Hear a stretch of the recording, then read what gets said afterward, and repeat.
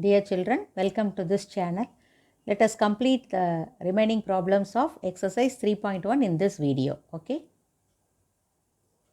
Eighth one. If alpha, beta, gamma and delta are the roots of the polynomial equation 2x power 4 plus 5x cube minus 7x squared plus 8 is equal to 0, find a quadratic equation with integer coefficients whose roots are alpha plus beta plus gamma plus delta and alpha, beta, gamma, delta. Okay. See what is given. A quartic polynomial is given. For that alpha, beta, gamma and delta are the 4 roots. Okay. But we are going to form a quadratic equation. So for that quadratic equation only 2 roots will be needed. And what are the 2 roots? One root is the sum of this one. That is the sum of all the roots of the quadratic polynomial. Alpha plus beta plus gamma plus delta will be one root. And the product of the roots of this quadratic polynomial, that is alpha, beta, gamma, delta is the another root. So using these 2 roots, you are going to frame a quadratic equation. Okay. So without actually finding alpha, beta and gamma and delta, we are going to frame the equation. So let us see how to find out this. Okay. So given the polynomial equation 2x power 4 plus 5x cube minus 7x squared and then plus 8 is equal to 0. Let us find out what would be sigma 1, sigma 2, sigma 3 and sigma 4. Okay, because it is a quartic polynomial. What is sigma 1? Sigma 1 is nothing but sum of all the 4 roots alpha plus beta plus gamma plus delta, that is minus coefficient of x cube divided by the coefficient of x power 4, that is 2. Okay. Then sigma 2 will be sum of the product of the roots taken 2 at a time. So instead of writing this, simply I will stop with sigma 2 and let us write its value alone. So what would be its value? It will be alternative minus plus, so it will be plus, but according to the coefficient of x squared we have minus 7. So this is minus 7 by 2, that is equal to minus 7 by 2. Okay. Then sigma 3 will be sum of the product of the roots taken 3 at a time. So instead of writing alpha, beta, gamma, delta, let us simply stop with sigma 3. So what is sigma 3? Coefficient of x. Here there is no x term. So coefficient of x will be 0. And automatically it will take the sign minus because alternative minus plus and divide it by 2. Anyhow it will be 0. Okay. And then constant sigma 4 will be the product of all the 4 roots. So we can write it here as it is a simply a product. We can write alpha, beta, gamma, delta, and what would be? It will be the last one, that is 8 divided by 2, which is equal to 4. Alternative minus plus, so minus plus minus plus. Okay. So it would be 4. So after getting sigma 1, sigma 2, sigma 3 and sigma 4, let us find out the quadratic equation, which is the required one, right? For the quadratic equation, the roots are alpha plus beta plus gamma plus delta and alpha, beta, gamma, delta. So to determine the quadratic equation given its roots, first let us find out the sum and the product. Okay. So let us find out sum of the roots. So sum of the roots is equal to, one root is alpha plus beta plus gamma plus delta. Second root is alpha, beta, gamma, delta. So for that you have to find its sum first.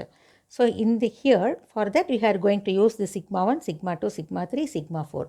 So alpha plus beta plus gamma plus delta is nothing but sigma 1, and what its value? It is equal to minus 5 by 2. And alpha plus beta plus gamma plus delta is equal to 4. So 2 4s 8 and minus 5 plus 8, that is equal to 3 by 2. Okay. So sum of the roots is 3 by 2.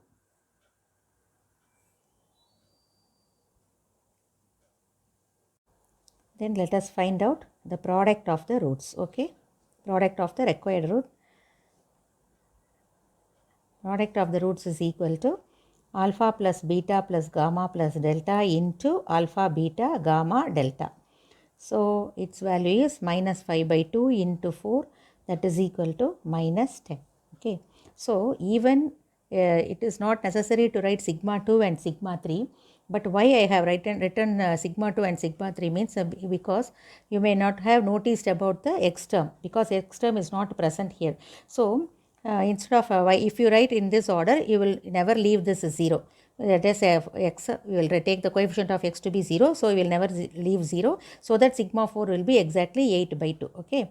So otherwise if you write sigma 1 and sigma 4 directly, sometimes you may, instead of taking this one, you may take a plus minus plus, it will take minus 8. So in order to avoid that, it is better to write all the sigma 1, sigma 2, sigma 3 and sigma 4. Okay. Then, so what would be the required quadratic equation? The required equation is x squared minus sum of the roots into x plus product of the roots is equal to 0. So that is x squared minus 3 by 2 into x, then product is also minus 10 equal to 0. So but you need the quadratic equation integer coefficient. So let us multiply throughout by 2. So the equation will be 2x squared minus 3x minus 20 is equal to 0. So this is the required equation. In your book, it has been given 2x squared plus 13x plus 20 is equal to 0. That is wrong. So this is the correct answer. The ninth sum, if p and q are the roots of the equation lx squared plus nx plus n is equal to 0, show that root of p by q plus root of q by p plus root of n by l is equal to 0. Okay. So given that p and q are the roots of the equation lx squared plus nx plus n is equal to 0, right? So from that, let us find the sum of the root and the product of the root. So what is sum of the root? P plus q is equal to minus coefficient of x by coefficient of x square, that is minus n by l, and the product of the roots pq is equal to constant divided by coefficient of x square, that is n by l. Okay. Now, in order to show this value is 0, let us take the first two terms of the expression, right? As it involves p and q, let us take the first two terms. So, root of p by q plus root of q by p is nothing but root p by root q plus root of root q by root p. Then taking LCM, the denominator will be root q into root p, that is root of pq, and multiplying root p here it will be p, and multiplying root q there it will be q. Now substitute the values of p plus q and pq. So what is p plus q? Minus n by l, and pq is n by l. That is also n by l, but it is inside the root. Okay. So that will be equal to minus of root of n divided by l, right? So n by l, it can be split as root of n by l into root of n by l. So 1 root of n by l get cancelled. So it will be minus root of n by l. Therefore, what is the required expression? Therefore, the required expression is root of p by q plus root of q by p plus root of n by l is equal to, the first two terms is nothing but minus root of n by l, and the third term is plus root of n by l. So that will be equal to 0. So you have proved that the value of the given expression is 0. Then 10th one is, if the equations x squared plus px plus q is equal to 0 and x squared plus p dash dx plus q dash is equal to 0 have a common root, show that it must be equal to pq dash minus p dash q by q minus q dash, or q minus q dash by p dash minus p. Okay. So for the two equations, one root will be common, and that common root may be either this or that. This is the thing we are going to prove. So first let us take alpha be the common root for the two equations. Okay. So let alpha be the common root of the given equations x squared plus px plus q is equal to 0 and x squared plus p dash x plus q dash is equal to 0. So we are going to show that the value of alpha is either this or that, right? Now as alpha is a root, it must satisfy the two equations. So this implies that alpha squared plus p alpha plus q is equal to 0, and let it be equation 1, and alpha squared plus p dash of alpha plus q dash of equal to 0. So let it be equation 2, right? Now from the two equations we are going to get the value of alpha. So you know one cross multiplication rule on solving two quadratic equations in your earlier standard. We are going to apply that strategy, right? Here I am going to take alpha squared as one variable and alpha is another variable. So instead of considering this as a quadratic equation in alpha, let us consider the two equations as two linear equations in two different variables, alpha squared and alpha. So consider this equation is a equation in two variables, alpha squared and alpha. Okay. So this is also another equation in alpha squared and alpha. Now we are going to solve the two equations to get the value of alpha squared and alpha. So treat alpha squared and alpha as two separate variables. So how to find out the value of the variables? By using cross multiplication, we may get the value of two variables from the two linear equation. So let us apply the same cross multiplication rule, right? So here we have taken alpha squared as one variable and alpha as another variable, right? So by using the cross multiplication rule, right?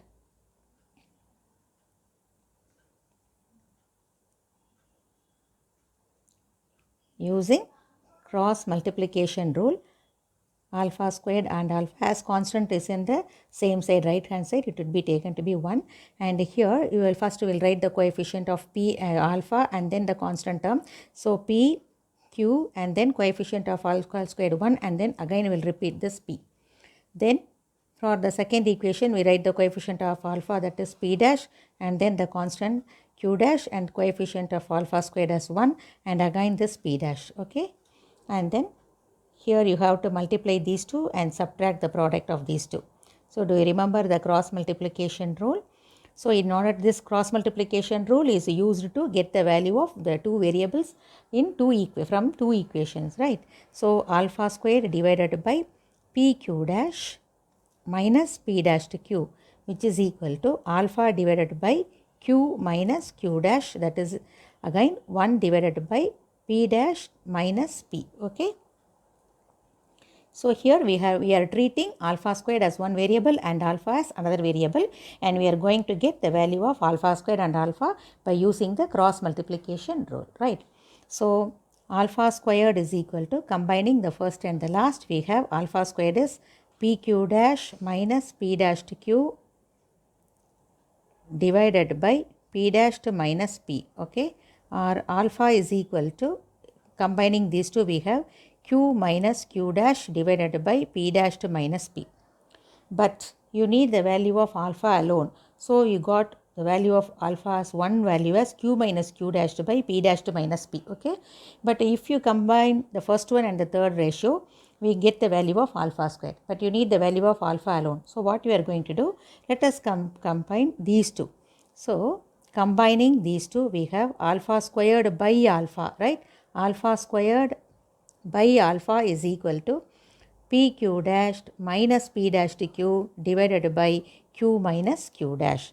So leaving this, alpha is equal to q minus q dash by p dash to minus p, or alpha squared by alpha is nothing but alpha. Alpha is equal to pq dash minus p dash to q divided by q minus q dash, okay.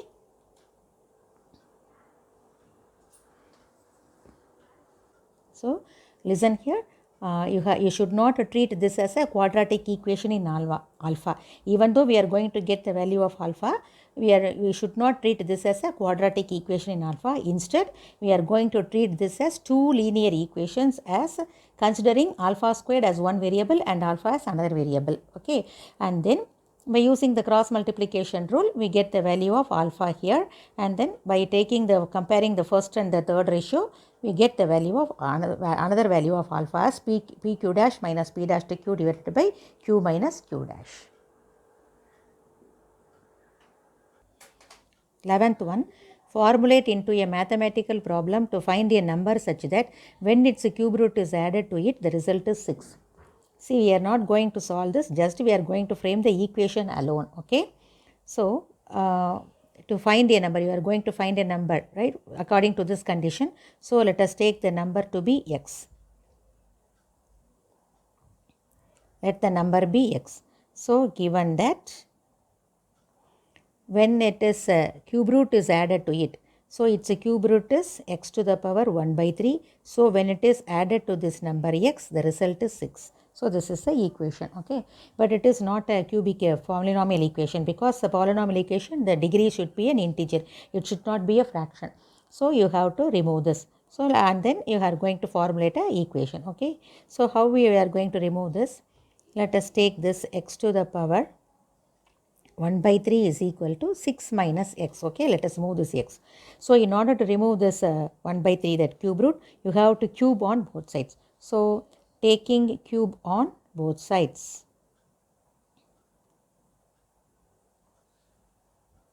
So what we will have? This would be x and this will be 6 minus x the whole cube. So let us expand this. That is 6 cube 216 and then minus x cube, okay, and then minus 3 into 6 squared into x, then plus 3 into 6 into x squared, okay.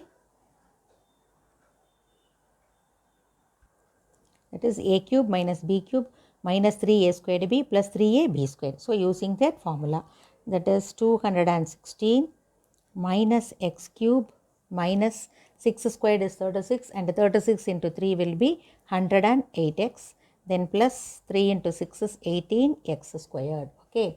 So in the right hand side we have here, it is x, it will be x there, okay. On the left hand side we have x, and then moving all this to one side, we have proper the equation as x cube and then minus 18x squared, and this will be plus 108x, together it will be 109x, then minus 216 is equal to 0. So this is the equation. And this is the last one. 12th one, a 12-meter tall tree was broken into two parts. It was found that the height of the part which was left standing was the cube root of the length of the part that was cut away. Formulate this into a mathematical problem to find the height of the part which was cut away. Okay. See, given that a 12-meter tree. So this is, let us consider this to be a 12-meter tree, and it has been broken somewhere, and the broken part has been it has been broken somewhere. That means that it is, let us take this to be up to this, it has been broken. So the broken part will be like this, okay. And you are going to formulate this into a mathematical problem in order to find the height of the part which was cut away. So whatever it is asked, that is to be taken to be a variable. So you have to find out the length of the part which has been broken. So let it to be x, okay. So if this part is x, what would be the part which was standing? So total length is 12, means this part will be 12 minus x, okay. So using this we are going to find out frame the equation. So let us take the broken part to be x. So what would be the standing part? Standing part will be equal to 12 minus x, right? Then what is the condition given? The height of the part which was left standing, that is 12 minus x, was the cube root of the length of the part that was cut away. So this will be the cube root of this one. So given that the cube root of this standing part 12 minus x will be equal to the broken part, that is x. So that is the equation. So but it is not in the proper form, but as it has a power, fraction power. So in order to make a polynomial equation, the power should be an integer. So take cube on both sides, okay.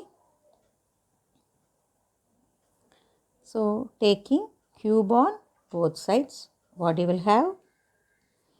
12 minus x is equal to x cube, or x cube plus x minus 12 equal to 0. So it is a required cubic equation, okay. See, that's all about the first exercise.